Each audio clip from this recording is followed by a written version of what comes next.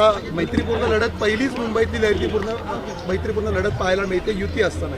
काय तुमची पहिली प्रतिक्रिया आहे? पहिली प्रतिक्रिया असं आहे की आमचे वरिष्ठ, आमचे मुख्यमंत्री माननीय देवेंद्र फडणवीसजी आणि मुंबईचे अध्यक्ष अमित साटमजी त्यांच्या निर्देशानुसार आम्ही इकडे लढायला उतरलो आहोत आणि हे मैत्रीपूर्ण लढाई आहे हे सगळ्यांना माहिती आहे. पण त्यांना वाटलं की आमचं काम इकडे चांगलं आहे म्हणून त्याने आम्हाला संधी दिली आहे. त्याचे मला मनपूर्वक आभार मानायचे आहे, कारण इकडे अजून वेगाने विकास कामं करायची आहेत म्हणून त्यांना वाटलं. मात्र एकीकडे युती सांगितलं जात आहे, मात्र अशा पद्धतीने मैत्रीपूर्ण लढतीमुळे पुन्हा एकदा टीकाशस्त्र पाहायला मिळेल की नगरपालिकेसारखं? टीका त्यांच्याकडे बाकी काहीच नाही आहे. टीका करण्या सोडून आमचं काम आमचं बोलतो आणि तुम्ही आता इकडे बघाल की कोलाबाची जनता आमच्या सोबत आहे, भाजपा परिवार सोबत आहे, आमच्या नार्वेकर परिवार सोबत आहे. त्याने आम्हाला नेहमी प्रतिसाद दिला आहे. आम्ही नवीन नाही आहोत, आम्ही गेले 40 वर्ष इकडे नेतृत्व म्हणजे करतो आहे आणि लोकांचा सेवेत समाजसेवेत. आव्हान वाटतं का, कारण धनुष्यबाण आणि कमळ दोघेही बरोबरीचे ताकदीचे उमेदवार आहेत? हो, पण इकडे कामं आमची आहे, कारण स्थानिक आमदार इकडचे महाराष्ट्राचे अध्यक्ष राहुल नार्वेकरजी आहेत.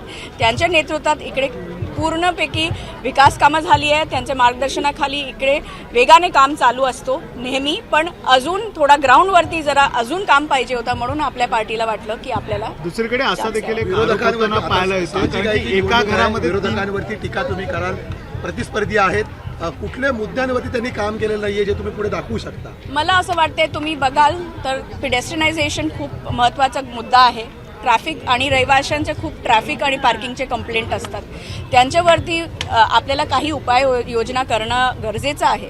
म्हणून पेडेस्ट्रियनायझेशन कसं करायचं, आमचे ऑलरेडी राहुलजींच्या नेतृत्वात काल्या घोड्याला पेडेस्ट्रियनायझेशनचं काम चालू आहे. कारण इतके 48 लाख लोक म्हणजे त्यांचा इन्फ्लक्स असतो रोजचा. टुरिस्ट गेटवे ऑफ इंडिया म्हणू किंवा मरीन ड्राईव्ह म्हणा, तस त्याच्यासाठी लोक येतात आणि इकडे हेडक्वार्टर्स आहेत, सगळ्या BMC हेडक्वार्टर्स आहे, पोलीस हेडक्वार्टर्स आहेत, आपलं वास्तुसंग्रहालय आल्या म्हणून लोकांचं येणं जाणं खूप असतं. त्याच्यासाठी सोय सुविधा असली पाहिजे म्हणून ह्याच्या मी पुढाकार घेणार ह्या कार्यात. आणि त्याच्या व्यतिरिक्त AQI लेवल जे वाढले आहेत त्याच्यावर पण बघणार, कारण काय आपण वृक्षारोपण करू शकतो किंवा वेगवेगळ्या स्कीम्स जे येतात तसं करू शकतो. थेट एक शेवटचा प्रश्न, थेट तुमच्यावर एक आरोप होतो की नार्वेकर कुटुंबामध्ये 3 उमेदवारी एकत्र घेतल्यामुळे परिवारात ह्या सगळ्या उमेदवारी दिल्यात असाच देखील आरोप होतो. आमचा परिवार नवीन नाही आहे कोलाबा असेंब्लीला किंवा कोलाबाला.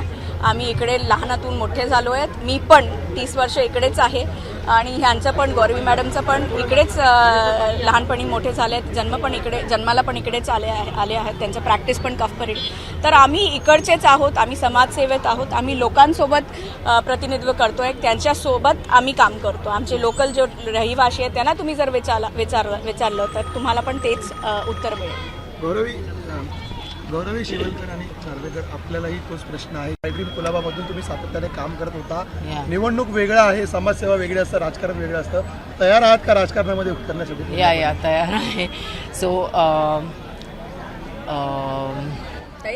तयार आहे पूर्णपैकी तयार आहे.